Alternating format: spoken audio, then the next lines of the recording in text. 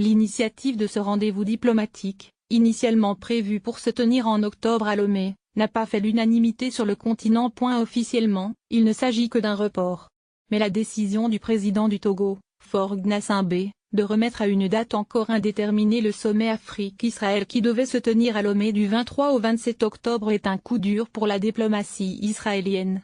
Cette décision brouille en effet les discours optimistes et satisfaits de Benyamin Netanyahou depuis l'été 2016.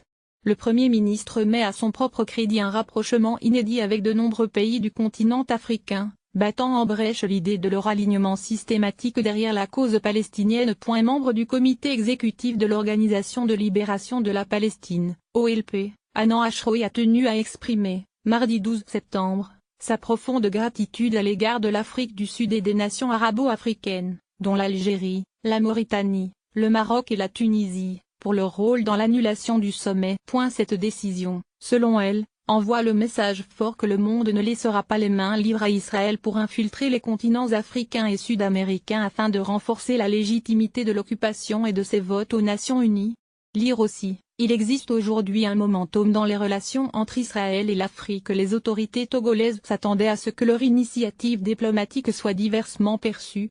Nous ne sommes pas naïfs. Nos diplomates ont visité un certain nombre de pays africains ces derniers mois et nous savions que cela n'allait pas se dérouler sans problème parce que certains avaient des velléités pour s'opposer à ce sommet, affirme Toba Tanema, le conseiller en communication du président togolais. Quelques semaines après l'annonce de ce sommet, le chargé d'affaires du Togo en Arabie Saoudite avait été convoqué par le ministère des Affaires étrangères saoudien en juillet pour une demande d'explication. Obtenir des soutiens politiques inédits. Selon Toba Tanema, la décision du report aurait d'ailleurs été prise il y a quelque temps déjà. Elle a été actée lors de la visite privée du président, Faure Gnassingbé, en Israël, du 6 au 8 août, et après des discussions avec le Premier ministre israélien. Pour Lomé, cette précision chronologique, si elle se confirme, n'est pas anodine. Elle démontre que ce report n'est absolument pas lié à la situation intérieure togolaise, ajoute notre interlocuteur. Le Togo a en effet été le théâtre, début septembre, de plusieurs journées de manifestations de l'opposition qui demandent le départ du président Gnassingbé, au pouvoir depuis la mort de son père, Gnassingbé Eyadema, indéboulonnable chef de l'État togolais de 1967 jusqu'à sa disparition en 2005. De son côté, le ministère des Affaires étrangères, à Jérusalem, réfute l'idée d'un report lié au conflit israélo-palestinien. Pour ne pas laisser s'installer le doute, on réfléchit à la possibilité d'accueillir le sommet en 2018, si les principaux pays concernés sont d'accord. Le report est une décision du Togo, souligne le porte-parole, Emmanuel Nachon. La question palestinienne n'est pas déterminante. Ce qui se joue, ce sont les changements d'influence sur le continent, même si Israël n'est pas la Chine ou la France. Selon ce responsable, les tensions sont habituelles à chaque avancée publique avec les pays du continent.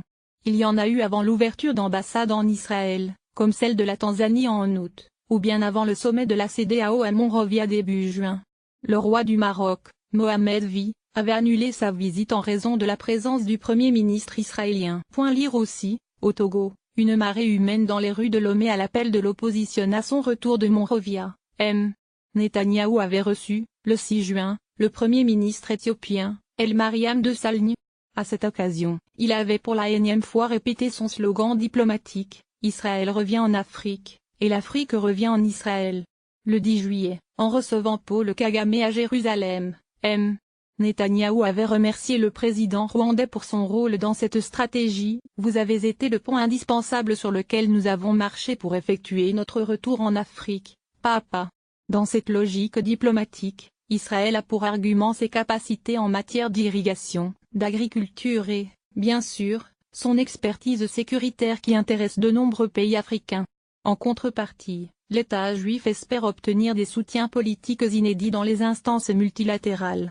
Pour nous, en 2018, la possibilité d'obtenir un poste de pays observateur au sein de l'Union africaine représente un enjeu stratégique, explique Emmanuel Nachon. Ce sera de nouveau l'occasion pour Israël de compter ses amis sur le continent.